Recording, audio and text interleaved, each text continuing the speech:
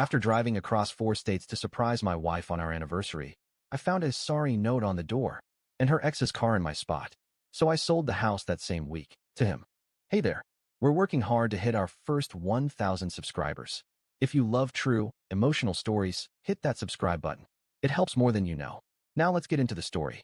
I drove over 900 miles with a smile on my face and a box of surprises in the back seat, completely unaware that my marriage had already ended without me. That drive was brutal. I hadn't slept properly in 3 days, thanks to a major deadline at work, but I didn't care. It was our anniversary, 5 years to the day, and I wanted to make it special. We've been fighting lately. Stupid things mostly. Dishes. Distance. The usual married life friction. I figured this would be my way of breaking the cycle. No warning, no guess what texts, just me showing up at our front door with champagne, her favorite chocolates, and dinner reservations at the rooftop place downtown. She loved that kind of thing. At least, I thought she did. I left from my job site late Friday, crossed 4 states, slept in the car twice, and rolled into our hometown early Monday morning. I hadn't told anyone. The only heads up I gave was to the restaurant, who agreed to squeeze us in for a reservation under my name. I'd even called ahead to the flower shop to have a bouquet ready for pickup. Classic romantic move, right? When I turned onto our street, I remember feeling this strange flutter in my chest, like I was nervous to see my own wife. That should have been the first red flag, but I shook it off. Love can get complicated, but I thought it was still love. I thought showing up would fix things. Instead, I turned into our driveway and slammed the brakes when I saw a car already parked in my spot. Not just any car, his car. I recognized it instantly. It was a beat-up gray Honda Accord with a dented side mirror and a stupid bumper sticker that read, "The past is a place to visit, not stay." My hands tightened on the wheel.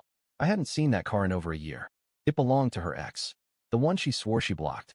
The one she once called an immature man-child who couldn't keep a job or keep a promise. Now it was parked outside our house. On our anniversary, in my spot.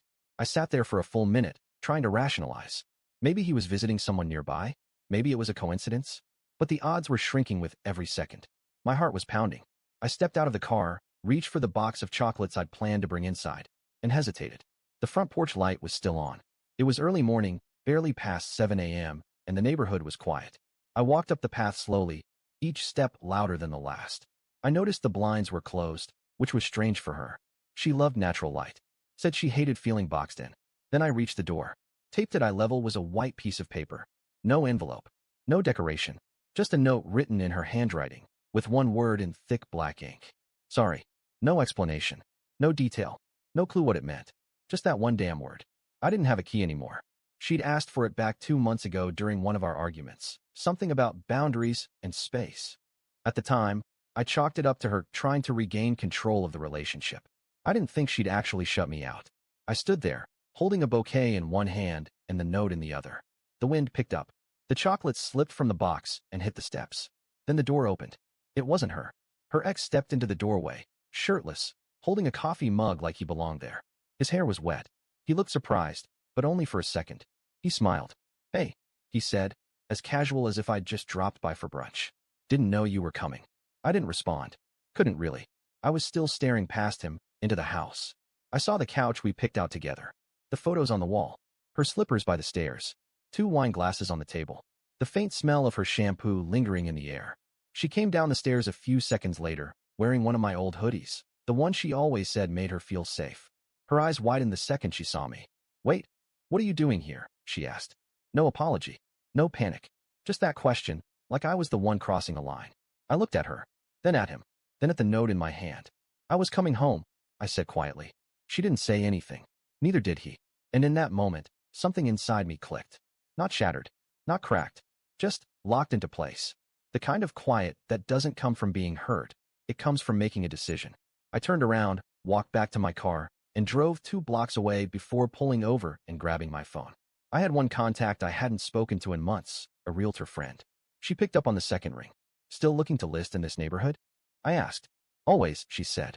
"What's the address?" I gave it to her. Because the house was in my name. Only mine. And if they wanted to play dirty, they had no idea how far I was willing to take it. I just drove 2 blocks down, parked under an oak tree, and stared at the note I was still holding. "Sorry. That's what you leave on a bathroom mirror when you forget to flush. Not when you invite your ex into the home your husband is still paying the mortgage on." And that's exactly what I was doing, paying the mortgage.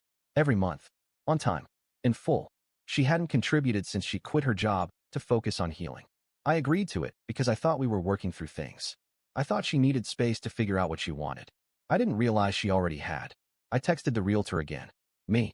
Offer me low, list it fast, sell it faster. I want it gone by the end of the week. Her. You okay? I stared at that message for a while, then locked my phone and didn't respond. By noon, we had the papers drafted. It was easy. I had the deed, full ownership, all the documentation. We had bought the place 2 years into our marriage, but I'd used my bonus and my name alone to avoid complications. That avoid complications part suddenly felt prophetic. I drove to a gas station to clear my head, but my hands were still shaking. Not out of heartbreak, out of embarrassment. Not because of her, because of me. I had made her my entire life, turned every decision into a shared dream. And she turned around and shared it with a guy who left her for a yoga instructor 3 years ago. I didn't go back to the house that night. Instead, I slept in the car behind an old mechanic shop on the edge of town. I kept my phone off. No calls. No texts. Nothing. She didn't try to contact me. Not once. The next morning, I showed up at the house just after sunrise. The lights were off. No movement inside. I wasn't there to talk. I was there to take inventory. I walked the perimeter, took photos of the siding, the lawn, the garage, everything the realtor would need. I even grabbed the mailbox key from the planter. She forgot I used to keep spares in odd places. She never had the patience for details. When I opened the garage, I nearly laughed. They had moved all my boxes and tools to one corner like I was a guest in my own home. My wedding tux was still hanging in a dry cleaning bag on the hook by the washer. The tag was dated 6 months ago. I didn't take anything. Let her enjoy it. All of it. I wanted her to believe she'd won. That night, the realtor called me again. She said there was early interest, someone who recognized the street from another listing and was eager to make an offer. I asked for the name. She paused. It's Jason Carter. I didn't answer immediately. Jason Carter. Her ex. The guy whose car I saw in the driveway. The guy who opened my door like it was his. The guy who had the confidence to smile at me like I was an unexpected guest. Not the man who signed the mortgage.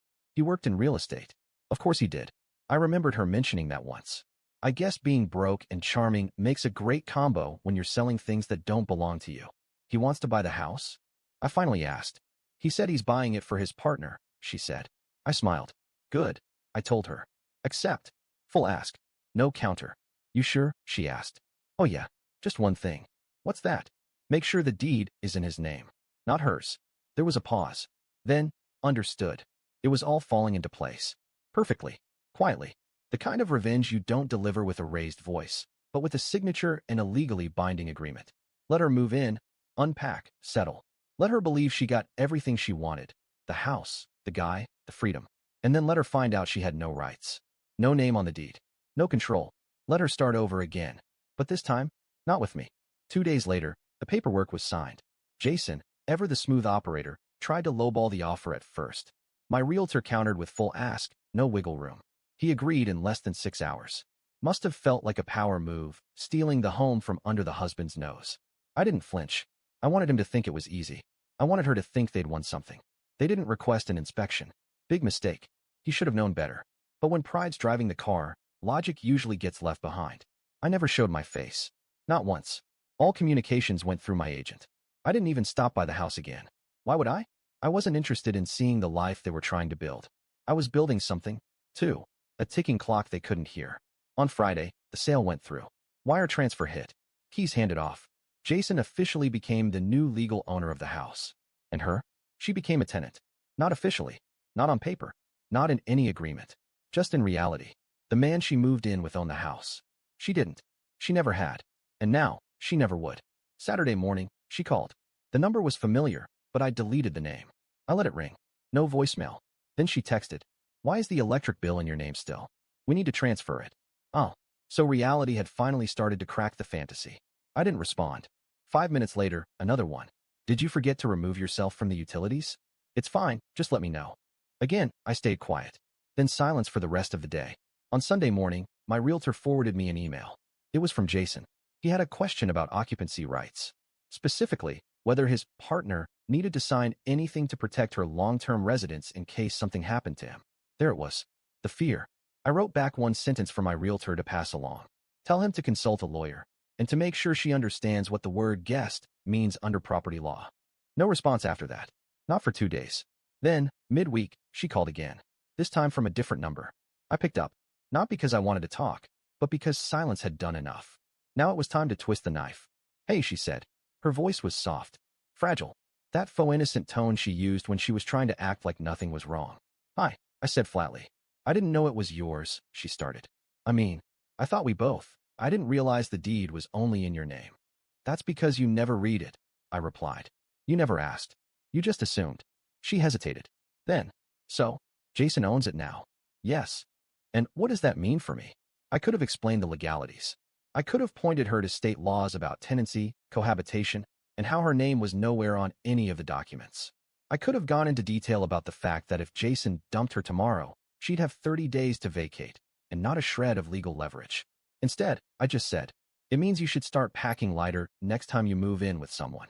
There was a long pause. She didn't cry, didn't argue, just a soft breath into the receiver. Then she hung up. That was the last time we spoke. I heard through the grapevine she moved out 3 weeks later. Jason tried to sell the house again, but couldn't. Market took a dip. The place sat for months, draining him. The mortgage I'd once covered so effortlessly became a burden he wasn't prepared for. Poetic, really. They wanted to play house.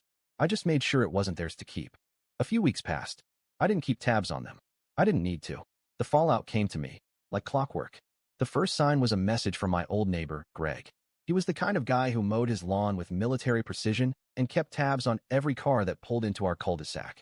Greg, hey, just so you know, your ex-wife's been outside screaming into the phone the last 2 mornings. Something about no promises, and you said you'd protect me. Thought you'd find that poetic. I did.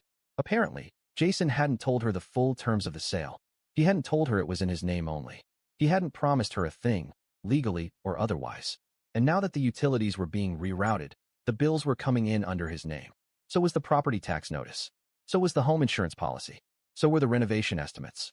All of it landing squarely in his lap. And the man wasn't built for pressure. The cracks started forming fast. I found out through a friend at the city permit office. Jason had filed a request for renovation approval barely a week after closing. Bathroom remodel, kitchen upgrades, patio expansion. Big numbers. I guess he thought he was investing in their future. Or maybe just trying to impress her. Either way, he overextended. Fast. 2 banks turned him down. 1 loan was approved, but under brutal terms. He needed to refinance the house within 90 days, or the interest would spike. It didn't take a genius to see what was coming. By week 5, he'd gone quiet. My realtor said he'd missed 3 calls in a row, 1 email, and hadn't responded to a title company follow-up. That's when I made my move. I contacted the property management company that handled my other rentals. I asked them to pull the deed, verify who was on record, check any liens or legal blocks. Then I asked for one thing. Reach out to Jason with an unsolicited but interested offer. The number I gave them was fair, maybe even generous considering the stress he was under. He responded within 6 hours. He didn't even try to negotiate. That's how I knew he was bleeding. I didn't close the deal. I didn't need to. Just knowing he was ready to offload it told me enough. The man had jumped into a power play he couldn't sustain, and the very house he thought gave him leverage was slowly dragging him down. As for her, she wasn't listed as a tenant. She wasn't paying rent. She wasn't on the mortgage. She wasn't on anything. She was just there, in limbo, and Jason was starting to feel it. A mutual friend, well, her friend who'd kept in touch with me out of sheer curiosity, messaged me around that time. Her. So, she's been calling you controlling now. Said you always acted like you owned everything. Ironic, huh? Me. I did own everything. Her. Still do. By week 6, Jason had put up a listing. He was trying to sell. And suddenly, she was in a bind, again. Because even if he got a buyer, there was no reason to take her with him. No paperwork. No commitment. Just history. And from what I heard, that was starting to rot fast. One day, she had a house. The next, she had a man. Now, she had neither. And the part that stung the most? There was no confrontation. No fight. No big final scene. Just silence. Decisions. Paperwork. A slow collapse she couldn't trace back to a single punch, because I never threw one. I just let gravity do the job. Jason tried to play the market, but the market played him harder. The house was listed again, barely 8 weeks after he signed for it. Same place, slightly inflated price. He must have thought he could flip it. Or maybe he realized living with a woman who wasn't legally tied to him, financially draining him, and slowly unraveling in front of his eyes wasn't the dream scenario he imagined. But the problem was, he hadn't checked the numbers. Real estate had dipped, hard. Mortgage rates had just spiked. Buyers weren't exactly lining up for a mid-tier house with outdated plumbing, half-finished patio renovations, and a driveway that still had tire stains from my truck. I watched it all from a distance, through screenshots, forwarded links, and one very curious buyer who contacted my agent, thinking I still owned the place. That was satisfying, but not nearly as satisfying as what came next. Turns out, Jason had sunk nearly every cent he had into the renovations. The bathroom remodel alone had gone over budget, and the contractor left halfway through because Jason forgot to pay the second deposit. So now he was trying to sell a house with exposed piping and a gutted guest toilet. Classy. And her? She started reaching out. Not to me, not directly, but through mutual friends, through her sister, through email accounts I hadn't used in years. All with the same tone, vague concern, fake civility, that quiet desperation people get when they realize they've traded stability for a fantasy. One message stood out. It came from an old college friend of hers, someone I hadn't spoken to since our wedding. She forwarded me a screenshot of a group chat. Wife, I feel like I made a huge mistake. I thought it would be different. He's not who I remembered, and the house is a mess. Everything feels heavy. She didn't know the half of it, because the house, that was only part of what was collapsing. Jason's credit had tanked. Fast. Missed payments on the renovation loan triggered penalties. The contractor filed a lien. His refinancing attempts were denied, twice. And then, just to top it all off, a former client of his filed a lawsuit over some shady real estate dealings from years prior. The guy was neck-deep in concrete. By the 10th week, the listing had been pulled. No buyers. No prospects. No leverage. I heard from my realtor again. Jason had reached out. This time, he wasn't asking about selling. He was asking about me, wondering if I'd be open to taking the house back. I laughed when I read that. This man had swaggered into my home, smiled in my doorway, poured wine into my glasses, and laid claim to a life he didn't build. And now, after 2 months of reality punching him in the face, he wanted me to rescue him. My realtor asked if I wanted to make an offer. I said no. I didn't want the house back. I didn't want the title, or the address, or the keys. I already owned the one thing that mattered. The story. They got the walls and the roof. I got every brick of dignity they thought they stole. And her? She finally reached out directly. Late one night. Email. Plain text. Subject line. Can we talk? I didn't open it. I just archived it and set a rule to delete anything from that address going forward. She had her closure. She just didn't realize it came gift-wrapped the moment I sold their little dream. Right back to the guy who'd ruin it with her. The last time I saw the house, I was just a name on the past owner's record. But by then, it wasn't just a house anymore. It was a monument to every decision they thought I wouldn't make. Jason defaulted. Quietly. Sloppily. No announcement, no dramatic for sale sign this time. Just legal paperwork. A foreclosure notice. A lien from the contractor. One from the bank. And another from the city, because he never finished the permit inspections he filed in a rush. I didn't need to call anyone. The news trickled in on its own. Friends still in the neighborhood. A few ex-co-workers of hers who reached out just to say, "You were right, man." She moved out before the sheriff showed up. Not officially evicted. She wasn't even listed on the lease, but it was clear Jason had stopped pretending they were building a life together. Her name was nowhere. Her claim was nothing. By the time the house was repossessed, she was living in a rented guest room in her cousin's basement. No car. No savings. Just stories. A rotating cast of explanations depending on who asked. Mental health, betrayal, bad luck. Anything but the truth. That she gambled with something real and lost to silence. Jason, meanwhile, tried to pivot. Blamed the market.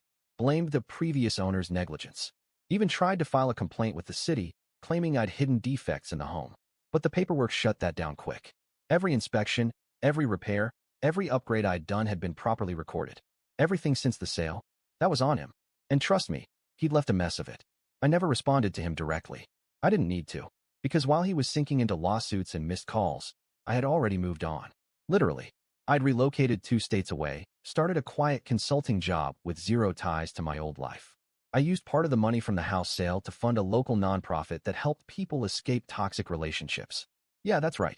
I took their fantasy, their so-called victory, liquidated it, and turned it into something useful. And the last cherry on top? I bought a tiny, beautiful cabin by a lake. Nothing big, nothing flashy, just enough. But it was mine. Paid in full. No drama. No ghosts. No one else's name on the deed. A month after the foreclosure finalized, I got one final message. It came from her new email. Different name. Probably embarrassed by the old one. "Hey, I don't know where you are, but I just want to say I'm sorry. I didn't know things would turn out like this. I didn't plan it this way. I don't know. I miss the version of us that used to be. I miss you. That's all."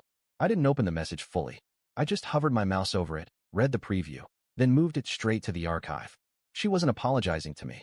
She was apologizing to the memory of who she used to be. The version of her that had someone willing to drive 900 miles just to surprise her with flowers and dinner and love.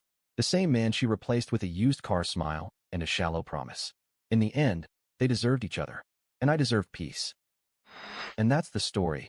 If you're still here, that means you're one of us. So go ahead, hit that subscribe button. I drop new chaos every single day. And trust me, tomorrow's story, it's even worse than this one.